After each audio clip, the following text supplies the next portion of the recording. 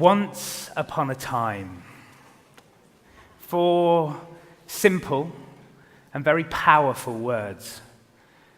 From a really early age, we're exposed to the magic of storytelling.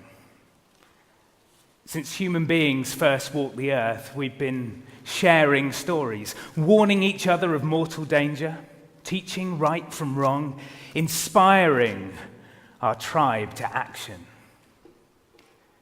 The latest science tells us that when we hear a story, our bodies produce the hormone oxytocin, and we instantly start to form a connection with the person that we're listening to.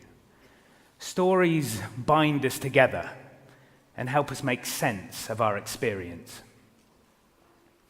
I'm a storyteller. I started my career as an actor, became a theatre director, and I now help business leaders in the digital age reconnect with the power of the spoken word. I'm here today to encourage you to embrace your own story and share more of it with the world. The reason that I say more of our story is I believe that most of us are holding back.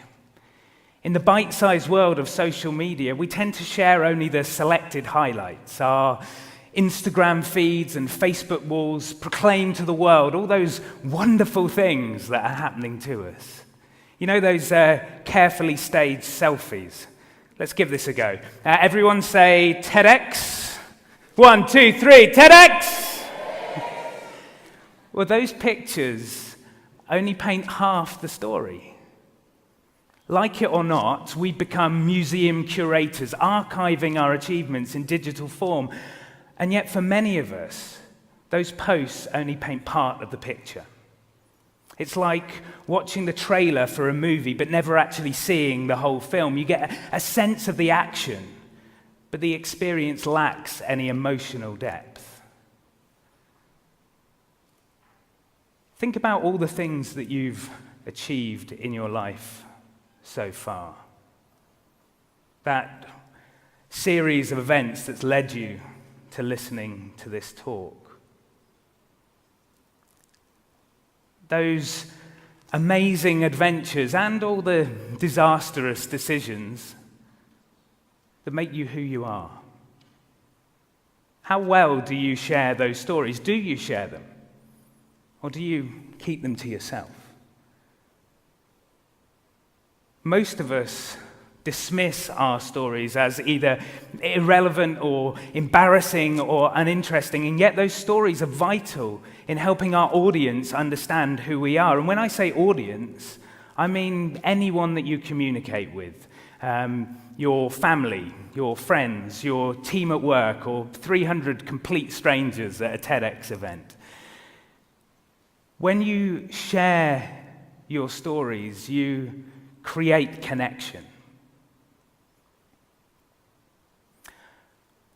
When I started my journey as an actor, when I decided at 16 years of age to go to drama school, I thought it was going to be easy. You go to drama school, land your first job, work your way to the top. Simple. The reality was very different. The journey was a lot less linear. I had a huge high. My highest point, I was starring in a Hollywood movie, flying around the world, signing autographs. At my lowest, I was working in a call center, trying to convince people that I'd never spoken with before to part with their credit card details. Not an easy job. However, when I started a new chapter of my life as a public speaking coach, I had an instinct to dismiss my past. I felt that if I wanted to be taken seriously in the world of business, I needed to project a more polished corporate image. I stopped telling my story. It was a really flawed strategy. One rainy November afternoon, I found myself sitting in a dull office in the north of England, sipping tea with my business partner, very British. My new business was a couple of months old, and we were struggling to find our identity. We weren't making any money. All of a sudden, my coach asked me a question that would change everything. Why don't any of your marketing materials mention your past? Aren't you proud of it? Well, of course I'm proud of it, I replied. It's just not relevant. The second that those words left my lips, I realized my mistake. In denying my previous experience, I was creating a story and turning it from something interesting and unique into something bland and vanilla. The drama had disappeared and the narrative had become dull. In an attempt to try and fit in, I had lost my sense of identity. I see it all the time with the clients that I work with, a reluctance to share the things that make us who we are for fear of appearing either boring or arrogant. And yet, those stories are the very thing that make us who we are. I'm not advocating being boastful or regaling people with a long list of all your accomplishments. I'm advocating sharing things about yourself that help you connect with your audience. We don't read the CVs of the people that we admire. We read their biographies. We want to peek behind the curtain, to experience the highs and the lows. Sharing your story is an act of vulnerability. It requires allowing yourself to be seen. But with vulnerability comes power. In the digital age of social media, the age that we live in, invisibility and anonymity, they're just not an option. A quick Google search of your name and reams of data appear. Your story is out there. It should be you who tells it. Now, whenever I talk about what I do, I reveal a lot more about my past, the highs and the lows. I talk about the fact that I've flown a spaceship. It's true. I've lost $1 million. Also true. And I've been fired by Simon Cowell. It creates intrigue.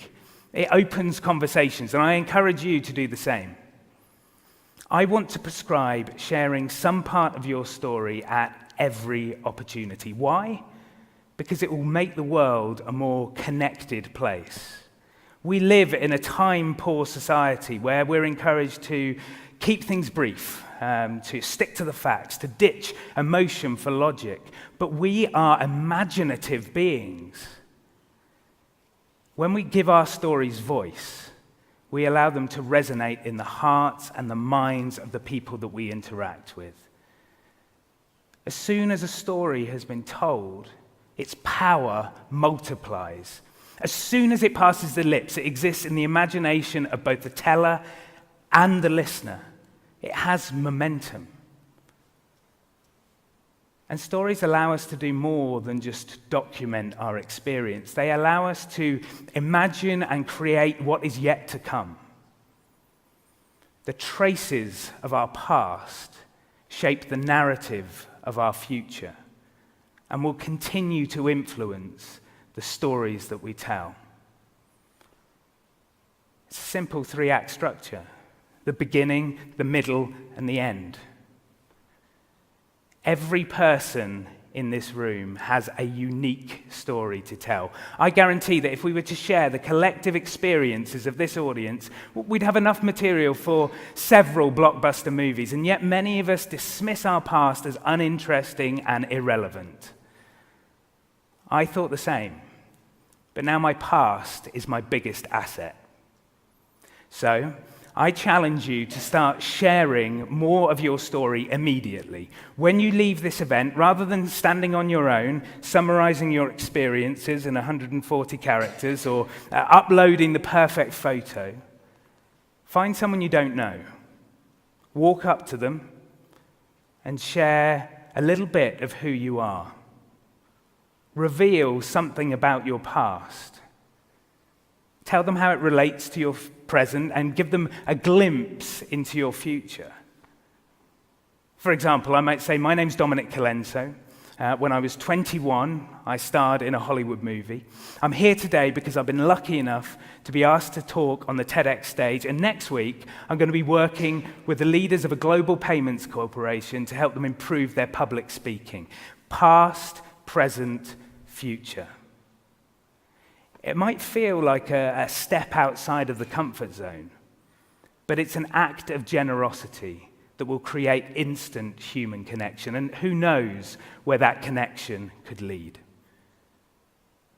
The stories of your past shape the story of your future.